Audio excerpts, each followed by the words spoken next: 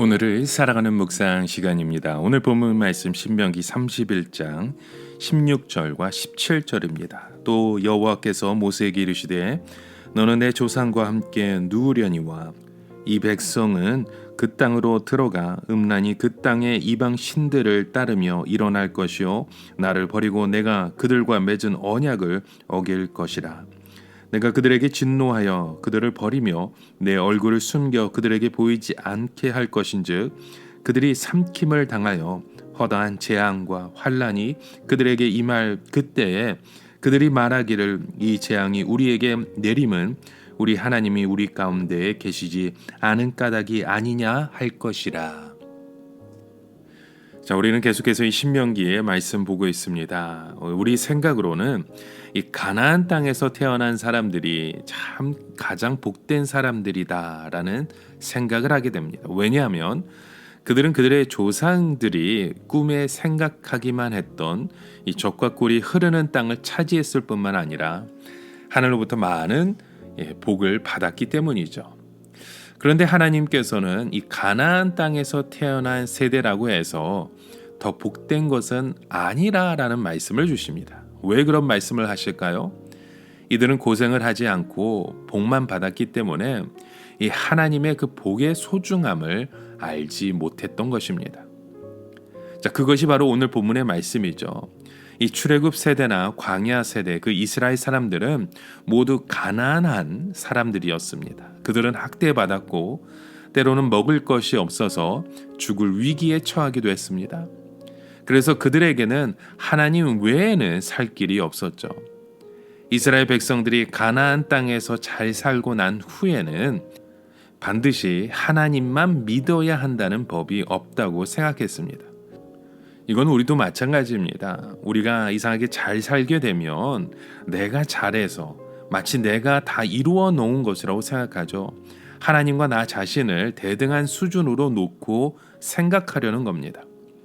그래서 이스라엘의 하나님은 과거의 신이고 이스라엘이 못 살 때 믿었던 신이며 지금 이스라엘이 이렇게 잘 살게 되고 유명하게 된 것은 시대에 맞지 않는 신이라 여기며 살아가는 것이죠.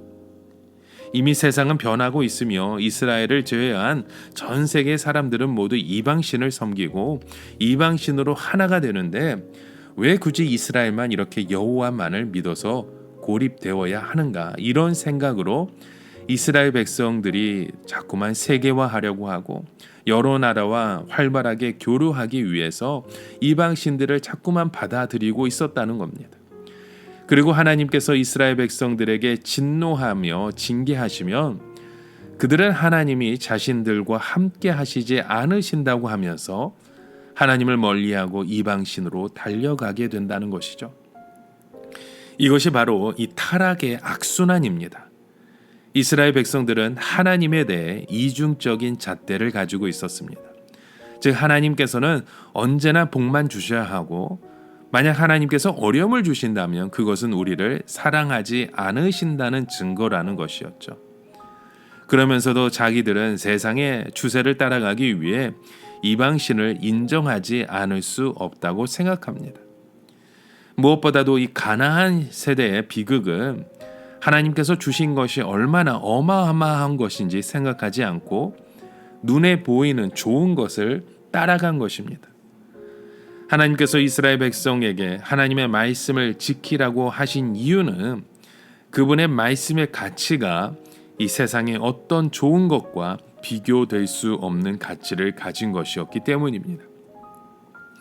그런데 이스라엘 백성들은 하나님의 말씀을 골동품으로 생각하고 세상의 싸구려 축복과 쉽게 바꾸어치기 해버렸던 것입니다. 하나님께서 이스라엘 백성들에게 가나안 땅을 주신 이유가 어디에 있습니까? 그들이 애굽과 광야에서 신앙의 열매를 맺었던 것보다 이 비옥한 땅에서 수백 배의 열매를 더 많이 맺도록 하기 위해서입니다. 예컨대 내가 독신으로 있을 때 좋은 신앙의 열매를 맺었다면 아름다운 가정을 이룬 뒤에는 몇십 배 더 많은 열매를 맺어야 하며 또 내가 직장이 없을 때에도 좋은 열매를 맺었다면 좋은 직장을 가졌을 때에는 몇십 배 더 많은 좋은 열매를 맺도록 노력해야 합니다. 그러나 많은 사람들은 이런 출세와 성공을 나 자신의 행복을 위해, 나의 가족의 행복을 위해 쓰려고 하기 때문에 전보다 더 나쁜 열매를 맺어가게 된다는 거죠. 이것은 결국 하나님을 속이는 것밖에 되지 않습니다.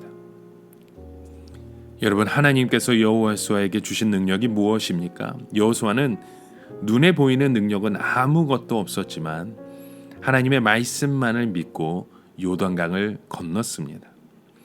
이스라엘 백성들은 아무 소리로 내지 말고 하루에 한 바퀴씩 여리고성을 돌라는 말씀을 듣고 순종하며 성을 일주일 동안 돌았더니 성이 무너져 내렸던 것이죠.